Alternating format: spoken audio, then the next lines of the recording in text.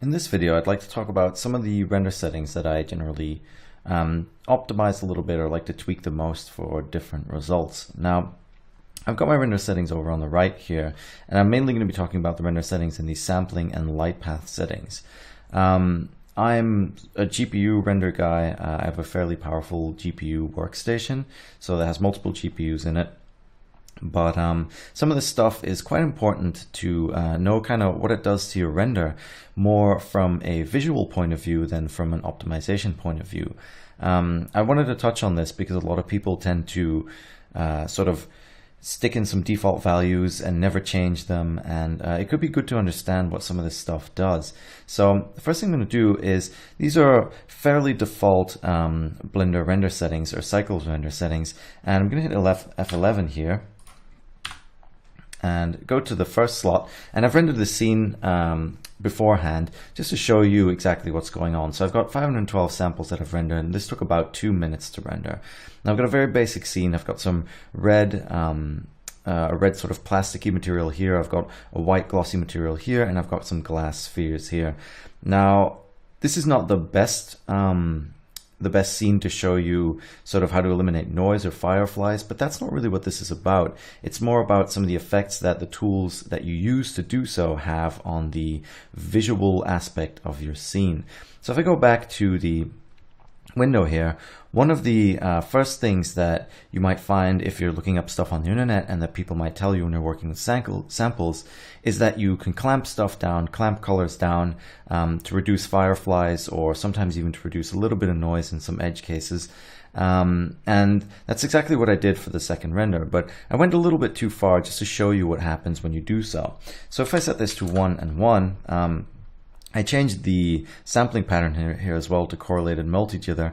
Now, I prefer this one purely from a visual point of view. Now, this is something very, very minute that most people probably don't even notice, but I prefer the noise pattern that it spits out. I think it's slightly softer and slightly more pleasing to the eye, but again, we're staring at pixels at this point, so it doesn't really matter. It's good to know that correlated multi-jither generally is better with lower sample counts, but takes a little bit longer to render than Sobol. So this is completely up to you.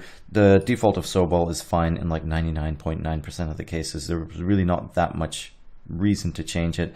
I have like I said, a very subjective reason to change it, so that's why I set it up to that. So if we go back to our rendered view, I've rendered these in advanced, and I go to my second slot, you can see what happens if we clamp down too much. We lose all of our highlights, and especially in the glass as well, we lose a little bit of clarity. So that's something that I definitely see people doing a lot. They go a little bit too far with the clamping, and you get this really dull, flat-looking image that you can't really do all that much with.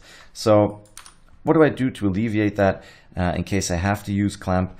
Well, I have these values of about 10 and 7 that I generally start with in most scenes, and I increase or decrease them depending on if they're really pulling down my highlights or if I still have a lot of fireflies and things in my image. Now, if you have a lot of fireflies, using a bunch of these tricks to get rid of them generally is not the better of the two solutions. If you're going to go look at some of your lighting, maybe you've got some geometry with a light emitting shader on it, things like that will produce a lot of noise regardless. So sometimes it could be good just to go have a look at your lighting itself and make sure that what you're doing over there is correct and it's not causing a lot of issues. So with these set up again, I'm going to go back to my F11. So if I go to slot 3, I've clamped these down to 10 and 7, and if I compare this with my original image, there's a very slight variation in the glass here, but we can clamp down these values without losing too much light in our scene. So that looks very similar to the original, and the render time is about the same. Some of this stuff, like if we're talking about seconds, then a lot of this stuff is margin for error. But the last thing I want to talk about is the global illumination within cycles. So we have the scene, and standard it's set to limited global illumination, so a fair number of transparency bounces and other bounces. I'm not going to get into these with a super technical explanation, but one of the things that I like to do is switch this to full global illumination. Now bear in mind, this is going to slow down your render significantly. the reason I'm able to use this is because I have a very powerful workstation, and I don't mind waiting that extra little bit of time. But if we go have a look at what this actually does to your final render when it comes to sort of the visual aspect of things, if I go to my fourth slot where I've enabled full GI, you can see I get way nicer light distribution. We get some of these really dark and muddy areas even over here on the right. If you keep an eye on those, you get a lot more light bleeding in through your scene, and it looks a lot nicer, in my opinion anyway. But we've doubled our render time. So this is definitely something to keep in mind. I think this applies to both CPU and GPU. Full global illumination will take a lot more time. Now the reason for this is because the light is being scattered more times, it's being bounced around a lot more in your scene. But for example, if you look at the glass over here, even though in this scene the difference is quite minute, if you've ever had issues where you have a glass object where it stays really dark, or the reflections are really dark, or you feel like it should be a lot clearer when you're looking through it, then switching to full GI, and especially if we go back over here, switching on the reflective and refractive caustics can do a lot for your scene.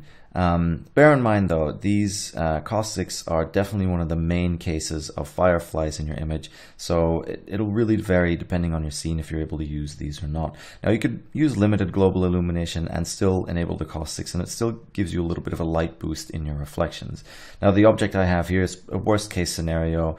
The topology is terrible. We've got stuff sticking through each other, and it's all a glass shader. So I wanted to really hammer down on it and show you that even in this kind of situation where you've got a lot of light transferring and a lot of darkening happening because of all this intersection, the reflective and refractive caustics can still make a bit of a difference. Now, one last setting that I want to talk about as well is the filter glossy. If you've got glossy surfaces and you're still seeing fireflies in some of them, or a lot of noise, you can set the filter glossy maybe up to 1 or a little bit higher to get rid of that stuff. But just keep in mind that it will, I guess, blur out your glossy reflections a little bit, so sometimes you have a little bit of loss of detail. And with anything that's render related, it's always a bit of a give and take between your final render result and the settings that you're using.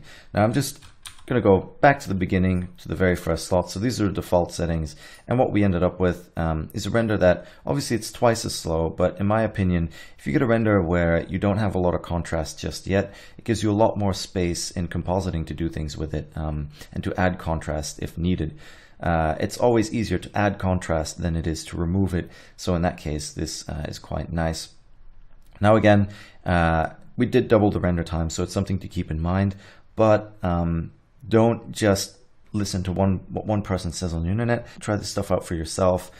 See how it affects your final scene, and see if you have any preferences. Like I said, I like the full global illumination a lot better because it gives me a lot, in my opinion anyway, a lot more natural sort of looking shadows and highlights and light distribution in general. So with that, I hope that explains a little bit of the render settings that I like to mess with and that I play with sort of to get my final end result. And rather than doing a whole optimization thing, I wanted to show you that a lot of these settings are also able to be used for creative effect. Like I said, I prefer the image that comes from the global illumination, and I don't mind taking the hidden render time because it does look a lot better to me. So that's something to keep in mind, and yeah, happy rendering.